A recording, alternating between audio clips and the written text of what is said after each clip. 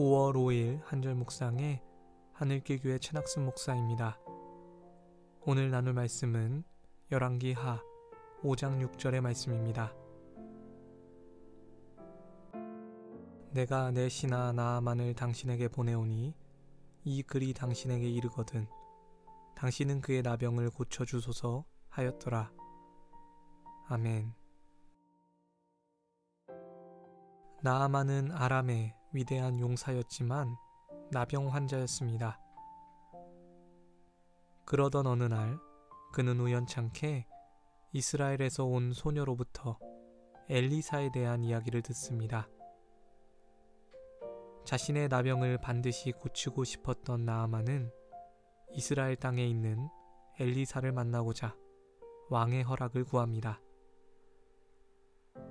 이 사정을 들은 아람 왕은 이스라엘 왕에게 친히 편지를 써주는데 여기서 오해가 발생합니다.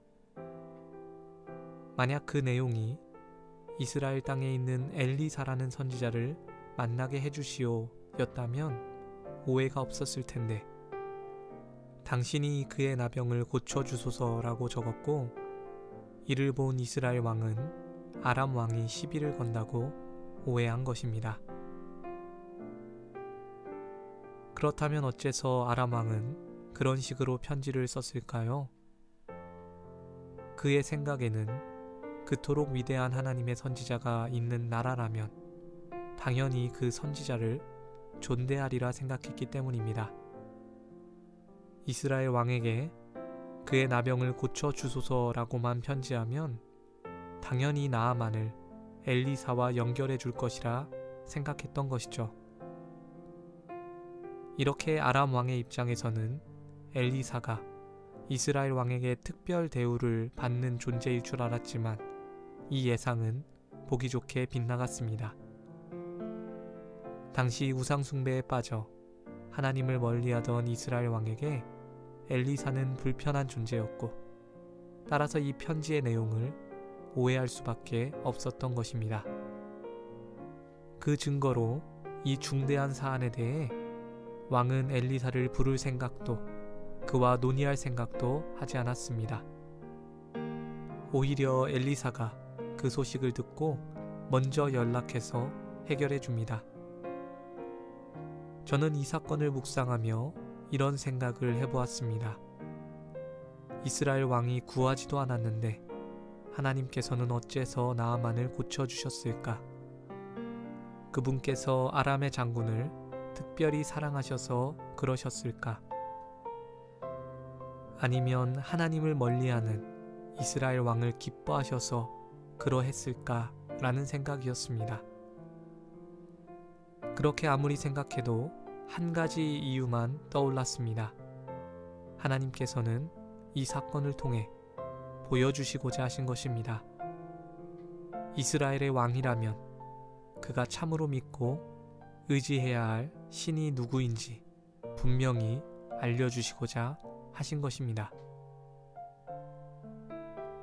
우리 모두는 오늘 말씀 속 이스라엘 왕의 모습을 반면교사로 삼아야 합니다.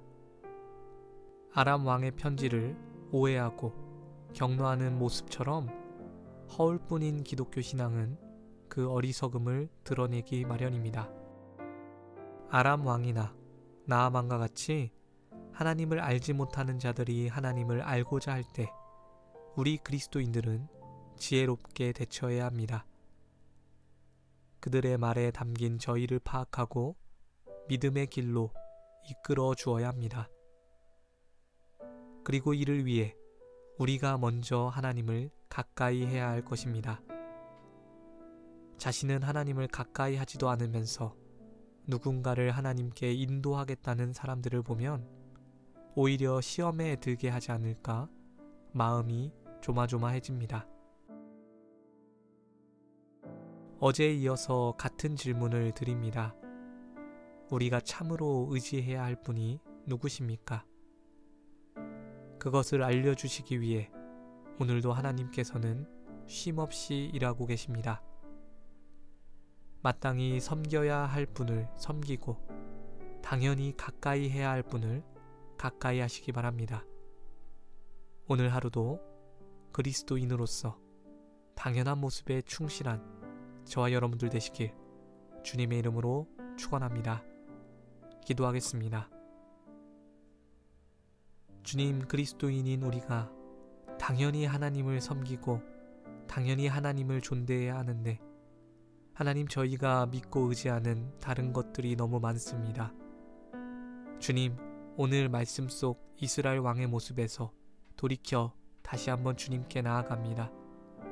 오늘도 자신의 능력과 영광을 보이시기 위해 끊임없이 일하시는 하나님을 바라보게 하시고 기대하게 하시옵소서. 하나님께만 소망을 두게 하여 주시옵소서. 감사드립니다. 이 모든 말씀 우리 주 예수 그리스도의 이름으로 기도드렸습니다. 아멘. 우리 모두가 그리스도인답게 살아가길 원합니다. 함께 해주셔서 감사합니다.